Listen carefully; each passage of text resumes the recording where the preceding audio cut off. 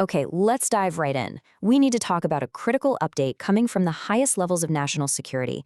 This isn't some theoretical, far-off future problem.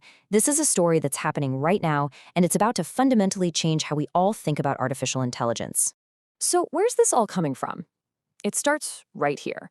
We're talking about US intelligence agencies. You know, the people whose entire job is to see threats coming over the horizon? Well, they just issued a major reclassification. And honestly, to put it plainly, they just dropped a bombshell. This wasn't some quiet memo that got leaked or a small tweak to a policy document. No, this was a loud, clear, and very deliberate declaration that basically changes the entire game. What they've announced is that artificial intelligence is now officially considered a global threat. Just let that sink in for a second.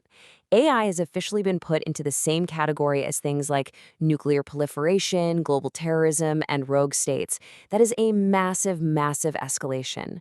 So when you hear AI threat, your mind probably jumps to a few specific things, right? And you wouldn't be wrong, because those things are definitely part of the big picture. We're all getting pretty familiar with these, unfortunately. You know, disinformation bots trying to sway elections, social media getting manipulated, those scarily realistic deep fake videos, and algorithmic bias that's just baked into our systems. These are absolutely serious threats to society. But this new declaration, it's not about that. It's about something else, something on a whole different level, a completely different category of danger. And here is the absolute key. The intelligence community isn't just looking at AI as a tool for, say, political chaos anymore. They now see it as a direct instrument of war, a weapon. That is a huge shift in thinking.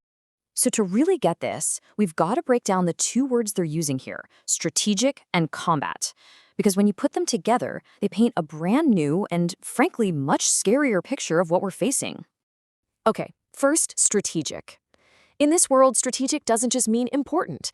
It means something that can cripple an entire nation.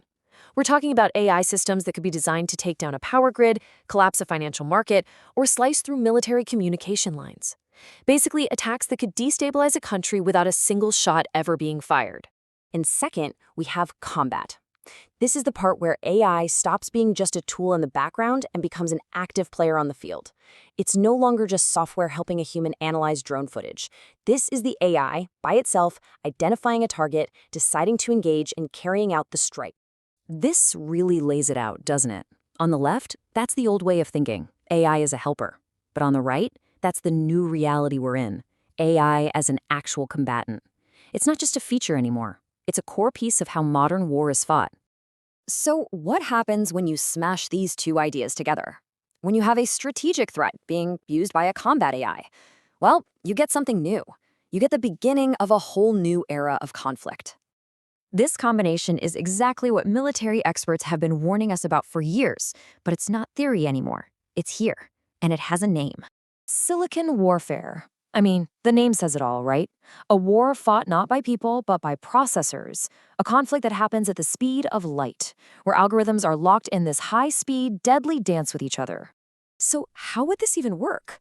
Well, imagine this. Step 1, an enemy AI scans and finds a weak spot in a nation's infrastructure, all in real time. Step 2, it instantly sends out swarms of drones or cyberbots to attack. And step 3, the defending country's AI sees it coming and launches its own counterattack just as fast. The whole thing, the entire battle, could be over in a matter of seconds. And that gets us to what might be the most terrifying part of all this: the speed. An AI can think and act over 1,000,000 times faster than a human can. 1,000,000. In a silicon war, by the time a human general even understands that they're under attack, the war might already be lost. There is literally no time for a person to be in the loop. So the message from our intelligence agencies is impossible to miss. The very nature of war is changing. The battlefields of tomorrow are digital, and the soldiers, they're autonomous, they're intelligent, and they're operating at a speed we can't even really wrap our heads around. And all of this leaves us with a really tough question to think about. If wars are going to be fought between algorithms in cyberspace, where exactly is the front line? And even more importantly, who or what is truly in command?